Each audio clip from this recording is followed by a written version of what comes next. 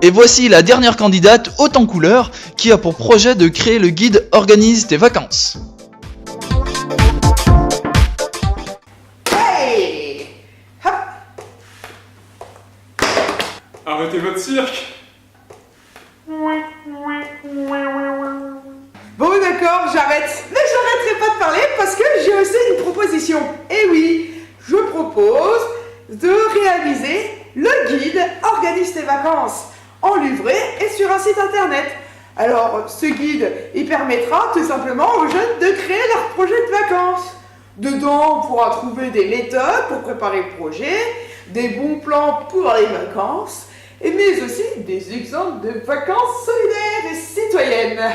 Voilà, alors ce projet, tout simplement, il permettra aux jeunes de devenir réellement acteurs de leurs vacances. Ouais!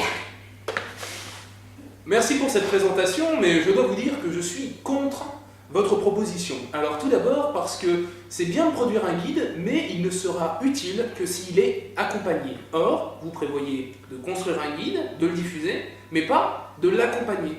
Or, sans accompagnement, il ne sera pas utile. Enfin, il faut dire que ce guide, pour être utile, devra être diffusé très massivement, et ça pose un vrai problème. Et enfin, j'aimerais dire que ce guide ne sera utile qu'aux jeunes qui partent déjà en vacances. Or, de nombreux jeunes de milieux populaires ne partent pas en vacances, et c'est laisser de côté que de soutenir votre proposition. C'est pourquoi je suis contre. Alors, mademoiselle, par rapport à votre proposition, moi j'ai envie de dire plusieurs choses. Donc pour moi, c'est utile aux jeunes et c'est revendicatif. Ça, c'est très important. Ça permet ensuite l'éducation financière des jeunes, et ça, dans la société dans laquelle on est actuellement, c'est un élément essentiel. Leur permettre un peu de s'éduquer sur cette question.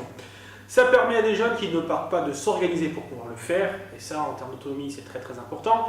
Et c'est un projet qui peut durer grâce au problème vacances solidaires et citoyennes développé par la LEC. Donc pour toutes ces raisons, moi, je voterai pour. Et ben moi je vais voter ni pour ni contre, je vais m'abstenir et laisser encore une fois la parole aux jeunes pour qu'ils votent et choisissent leur proposition. Je vous souhaite quand même bonne chance.